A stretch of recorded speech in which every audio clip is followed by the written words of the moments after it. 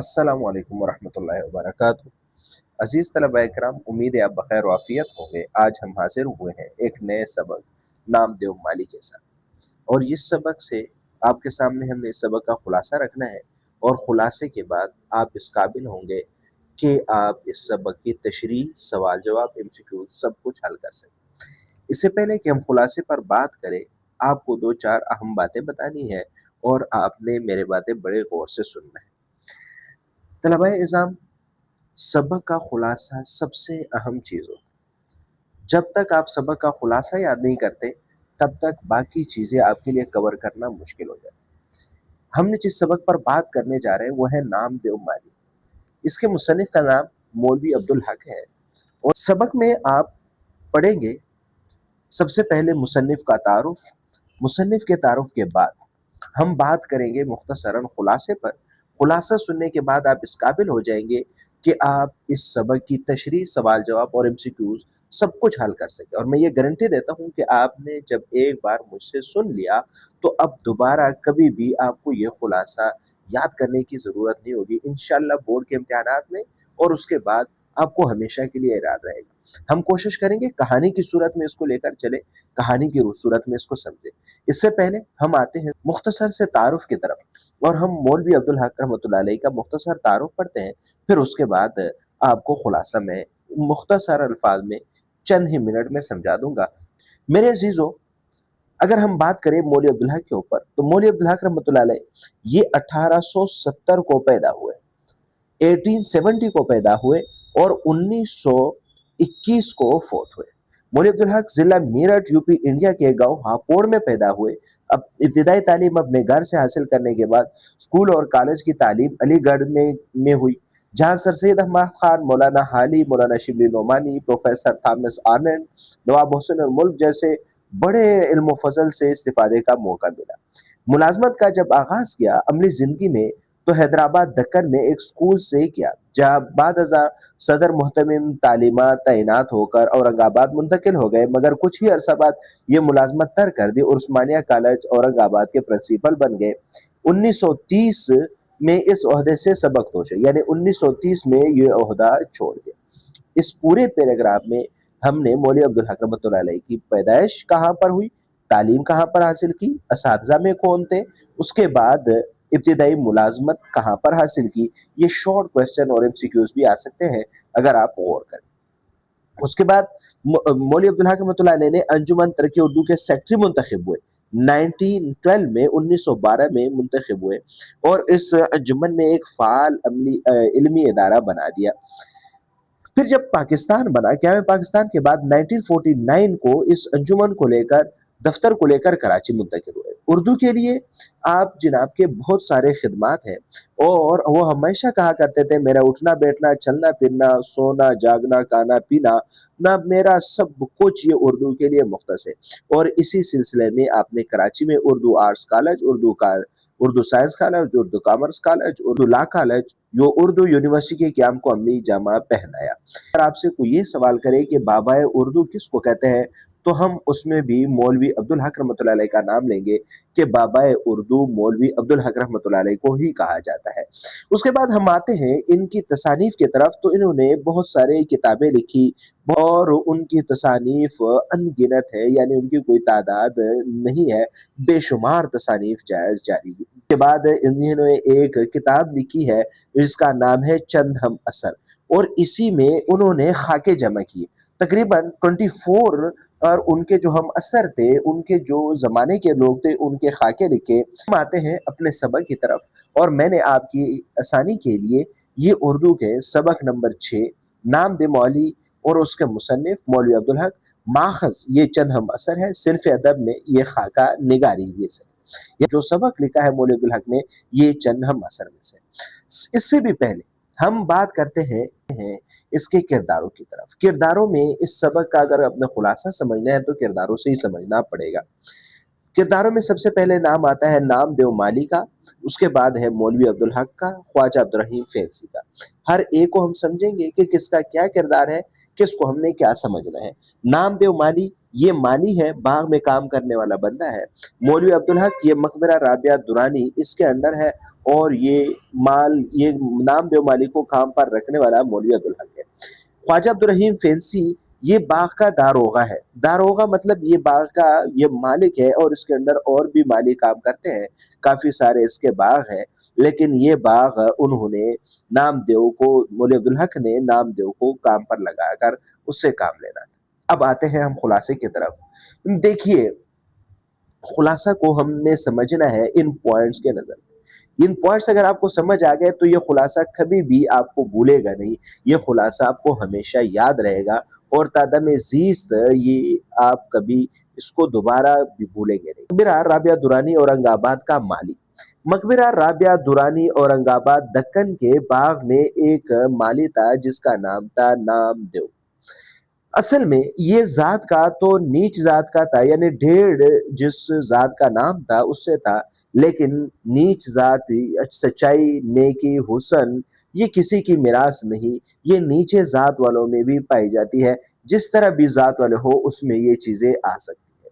جیسے شاعر نے کہا ہے، کیس ہو، کو ہو، کن ہو یا حالی، عاشقی کچھ کسی کی ذات نہیں۔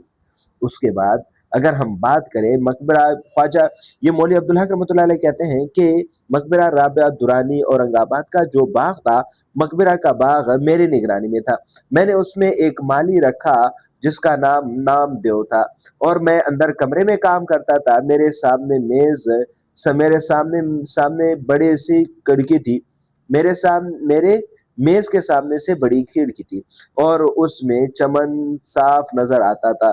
لکھتے لکھتے کبھی نظر اٹھا کر دیکھتا تو نام دیو ہماتن اپنے کام میں مصروف پاتا۔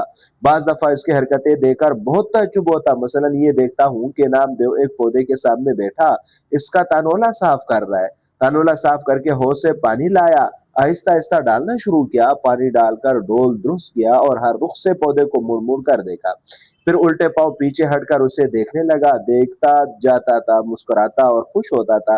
یہ دیکھ کر مجھے حیرت بھی ہوئی اور خوشی بھی ہوئی۔ کام وقت کام اس وقت جب اس میں لذت آنے لگے، بے مزہ کام کام نہیں بیگار ہے، یعنی کام اس وقت مزہ آتا ہے جب اس میں لذت آئے، اگر کام میں لذت نہ ہو تو وہ کام نہیں بلکہ بیکار ہے۔ اب میں کیا دیکھتا ہوں، کام سے اس کو اتنا عشق تھا کہ ہر وقت وہ کام میں ہی مصروف رہتا تھا۔ کام مجھے سے دلچسپی ہونے لگی، یہاں تک کہ بعض اوقات اپنا کام چھوڑ کر اسے دیکھتا تھا، مگر اسے خبر بھی نہ ہوئی تھی۔ اور میں کیا دیکھتا ہوں کہ وہ ہمیشہ اپنے کام سے عشق کرتا ہے، اور اتنا اپنے کام میں مگن رہتا ہے کہ اس کی اپنے تو کوئی اولاد نہیں تھی، لیکن وہ جڑی بوٹیوں کو ہی اپنے اولاد سمجھتا تھا، اور جڑی بوٹیوں سے پیار کرتا تھا۔ اس سے جھک جھک کر دیکھتا تھا، ایسے معلوم ہوتا تھا جیسے کوئی اس سے باتیں کر رہا ہے، اور پھر اس کے جڑی بوٹیوں کے ساتھ وابستگی کی وجہ سے ان کو ان کی شناخت ہو گئی، اور لوگ دور دراز سے اپنے بچوں کی علاج کے لیے لوگ آتے تھے، اور وہ فری میں ان کا علاج کرتا تھا۔ بعض لوگ نام دیو کو اپنے پاس بلاتے تھے تاکہ اس سے بچوں کی علاج کروا سکے، اور نام دیو جا کر فری میں ان کا علاج کرتا تھا۔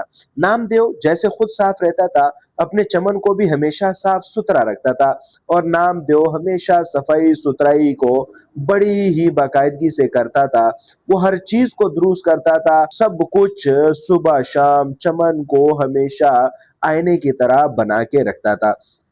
اپنے کام میں کا دھن تھا، وہ ہمیشہ اپنے کام میں ہی مصروف ہوتا تھا، دن ہو یا رات ہو، سردی ہو یا گرمی ہو، وہ آندھی ہو طوفان ہو، کوئی بھی چیز اس کو اپنے کام سے پیچھے ہٹانے والا نہیں تھا۔ نام دیو مالی اپنے کام میں عشق، اپنے کام سے محبت اور اپنے کام سے لگن کی وجہ سے ہی مشہور تھا۔ نہ اسے کبھی کسی سے ستائش کی تمنا تھی، نہ کسی سلسلے کی پرواہ تھی۔ وہ ہمیشہ اپنے کام کو اپنا فرض سمجھ کر کرتا تھا۔ وہ یہ نہ کہتا تھا کہ تو میں دوسروں سے زیادہ کام کر رہا ہوں، میرا باغ دوسروں سے زیادہ پاکیزہ ہے، مجھے سیلری زیادہ ملنی چاہیے، دوسرے وہ کام نہیں کرتے جو میں کرتا ہوں، لہٰذا مجھے اس پر صلہ میرے۔ ایک مرتبہ مولوی عبدالحق رحمۃ اللہ علیہ نے اس کے کام پر کچھ اس کو انعام دینا چاہا، لیکن اس نے صاف انکار کر دیا، اور یہ کہہ دیا کہ بھائی اپنے بچوں کی پرورش پر کوئی انعام کا مستحق کبھی بھی نہیں ہوتا، لہٰذا میرے عزیزو وہ اپنے کام پہ کبھی کسی سے ستائش نہیں کرتا۔ یہاں پر ایک واقعہ نوٹ کرتے ہیں۔ کو چونکہ سخت قحط کا زمانہ تھا، ایک سال بارشیں بہت کم ہوئی، کنووں میں پانی برائے نام رہ گیا، باغوں پر آفت ٹوٹ پڑی، بہت سارے پودے اور پیڑ طرف ہو گئے، جو بچے رہے وہ ایسے نڈال اور مرجھائے ہوئے تھے جیسے کہ ان کو ٹی بی کا مرض ہو گیا ہو۔ اسی استثناء میں مگر یہ خدا کا بندہ کہیں نہ کہیں سے ہی اسے لے ہی آتا تھا پانی، اور اپنے پودوں کی پیاس بجھاتا تھا۔ پانی کی قلت اور بڑی تو اس نے راتوں کو بھی پانی ڈھونڈ لانا شروع کر دیا۔ پانی کیا تھا؟ یوں سمجھے کہ آدھا پانی آدھی کیچڑ، جو کیچڑ ہوتی تھی، لیکن یہی گدلا پانی پودوں کے لیے آب حیات کا کام کرتا تھا۔ اتنا کام سے عشق تھا، اتنا بے مثل کام تھا کہ لوگ حیران رہتے تھے۔ لیکن بدقسمت بندہ، بدقسمت موت کی نظر ہو گیا، اور ایک دن کیا دیکھتا ہے، شہد کے مکھیوں کا ایک یورش اور ایک شور آیا جس سے سارے مالی بھاگ گئے، چپ گئے، لیکن نامدیو کو خبر بھی نہ ہوئی۔ وہ اپنے کام میں لگا رہا، اسے کیا معلوم تھا کہ قضا اس کے سر پر کھیل رہی ہے۔ مکھیوں کا غضبناک جلڑ اس کے غریب پر ٹوٹ پڑا، اتنا کاٹا کہ بے دم ہو گیا، آخر اسی میں جان دے دی۔ میں کہتا ہوں اسے شہادت نصیب ہو گئی۔ میرے عزیز طلباء کرام، اب یہاں پر اگر ہم دیکھیں نامدیو کی اگر تعریف ہے تو وہ صرف اس کے کام کی وجہ سے ہے۔ نامدیو کو اگر کوئی آج جانتا ہے تو وہ اس کے صرف کام اور اس کی اچھائی کی وجہ سے جانتا ہے، ورنہ اس میں کوئی اور خوبی نہیں تھی۔ ہم اپنے کام سے محبت کرتے ہیں، اس سے نہیں فرق پڑتا کہ آپ کون سا کام کرتے ہیں، فرق اس سے پڑتا ہے کہ آپ اپنے کام سے کتنی محبت کرتے ہیں، آپ کو اپنے کام سے کتنا عشق ہے، کتنا پیار ہے، اور کتنے سچائی سے آپ اپنا کام کرتے ہیں۔ کہتا ہے کہ جب کبھی مجھے نامدیو کا خیال آتا ہے تو میں سوچتا ہوں کہ نیکی کیا ہے اور بڑا آدمی کسے کہتے ہیں۔ ہر شخص میں اللہ تعالیٰ نے کوئی نہ کوئی صلاحیت ودیت رکھی ہے، اس صلاحیت کو درجہ کمال تک پہنچانے میں ساری نیکی اور بڑائی یہ شامل ہو جاتی ہے۔ لیکن آخر میں وہ بڑی کمال کی بات لکھتے ہیں، وہ کہ یہ کہتے ہیں کہ اللہ تعالیٰ روز قیامت تم سے کسی عبادت کے بارے میں نہیں پوچھے گا۔ الہ العالمین تم سے یہ نہیں پوچھے گا تم نے کتنا پوجا پاٹ کیا تھا، وہ یہ پوچھے گا کہ تجھ میں جو استعداد ودیت رکھی تھی، جو کمال میں نے رکھا تھا، اسے کمال تک پہنچانے اور اس سے کام لینے میں تو نے کیا کیا، اور خلق اللہ کو اس سے کیا فیض پہنچایا، یہ اللہ تعالیٰ روز قیامت پوچھے گا۔ اور نیکی اور بڑائی کا یہ معیار ہے، تو نامدیو نیک بھی تھا اور بڑا بھی تھا، تو ذات کا ڈھیر پر اچھے تعریفوں سے زیادہ شریف تھا، یعنی ذات کا تو وہ کمزور، لیکن بڑے اچھے لوگوں سے بھی وہ بہت اچھا تھا۔ میرے عزیزو، یہ سبق کا مختصر خلاصہ، اگر ہم اس کو دوبارہ اس کو ریوائز کرنا چاہے تو سبق: نامدیو مالی یہ باغ میں کام کرتا ہے، مولوی عبدالرحیم اس کو اپنے گھر کے کھڑکی سے دیکھتا ہے، خواجہ عبدالرحیم یہ باغ کا داروغہ ہے جو لوگوں سے زبردستی کام لیتا ہے، لیکن نامدیو مالی اسے زبردستی کے بجائے دوسروں لوگوں کی طرح ہے ہی نہیں کہ وہ کسی سائے میں جا کر لیٹ جائے، آرام کرے یا کوئی اور بہانہ کرے، بلکہ نامدیو مالی ہمیشہ اپنے کام کے ساتھ مخلص ہے، جسے خواجہ عبدالرحیم دوسرے مالیوں کی طرح اس کو کبھی نہ ڈانٹتا ہے نہ اسے بات کرتا ہے۔